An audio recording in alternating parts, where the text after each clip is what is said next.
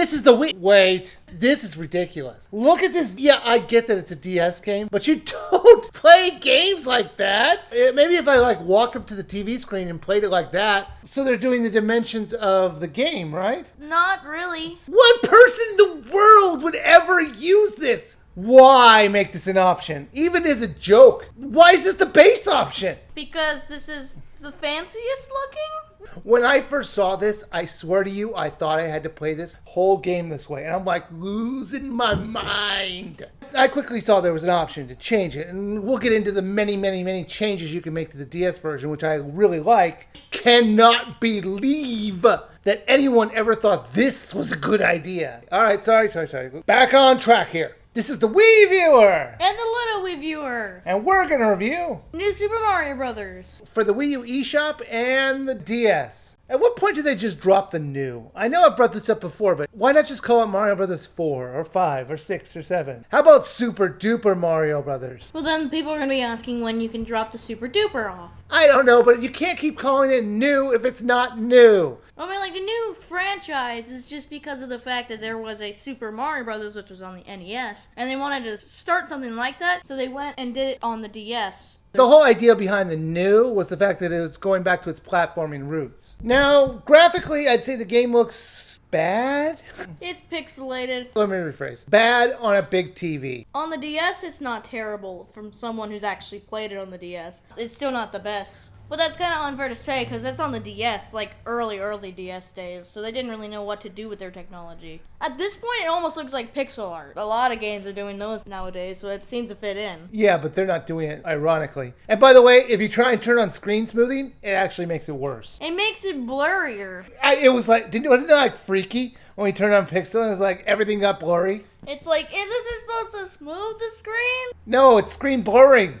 So before we get into the actual game, we should probably talk about the modes of screens you can do. They gave you quite a few options, some that you can see the screen and the main screen on the same screen. You can switch which one you want. You can turn it sideways. There's some games that require you to see the top screen and bottom screen like at the same time. Still haven't got a clue in the world why anybody would want a picture of a DS while looking at a very tiny screen. Maybe reviewers would use it to make them look more professional. How about you just do it yourself, like you've been doing for the past forever? Did you try and play the game that way? I was like getting on my reading glasses. I'm like, I can't see him. Is that Mario or am I controlling a Goomba? Honestly, I like the one where you have the main screen is the big screen, and then in the little corner you have the touch screen. I like that one the most. That's pretty much just Let's Play mode. If you've ever watched a Let's Play on a DS that's successful, that's usually what they do. Well, yeah, and I like that, but for this review, I just did full screen, so you guys wouldn't be looking at that. Occasionally, the action would pull down to the bottom screen. Mainly when you're going into caves or something down. Clever. Except not always, because there's an entire level where you're underground, but you're not on the bottom screen. Yeah, but that would also be annoying.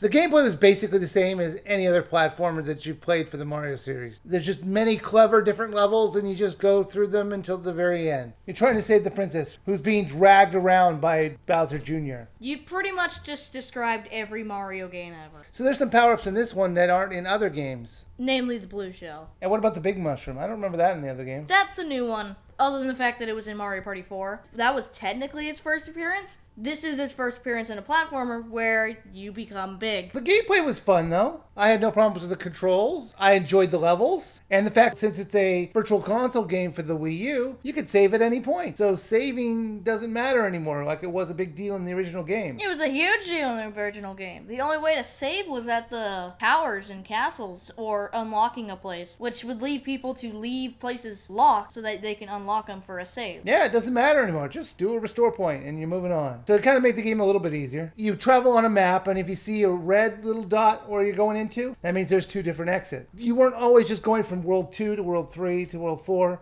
I did not like the whole world mechanic thing because the way to unlock them is to be mini. I like mini. I loved it because you could walk on water, you could do floaty jumps. In fact, I would play the whole game as minis, but the problem is that's a one-hit kill. The one problem I had with this game is that the blue shell. The blue shell is kind of ridiculous. You wear a blue shell, and whenever you start running, you go into your shell and you go into this full shell dash thing, which is required for some things because you can go like into small passages and stuff. There's a lot of secret exits that require it, but it's the stupidest power-up ever. It's really hard to control once you start going. It's really just not that useful. You think that's why they haven't brought it back? That's exactly why they didn't bring it back. I didn't particularly like the turtle shell either. What's your favorite new Super Mario Brothers game? Probably 2. I just like it because gold collecting. I like the one on the Wii U. I think that was probably the best. Now, the original DS game had different modes, like Mario versus Luigi, but you can't do that because you have to have 2 cartridges. But you can do the single-player mini games. What'd you think of them? They were a side distraction, and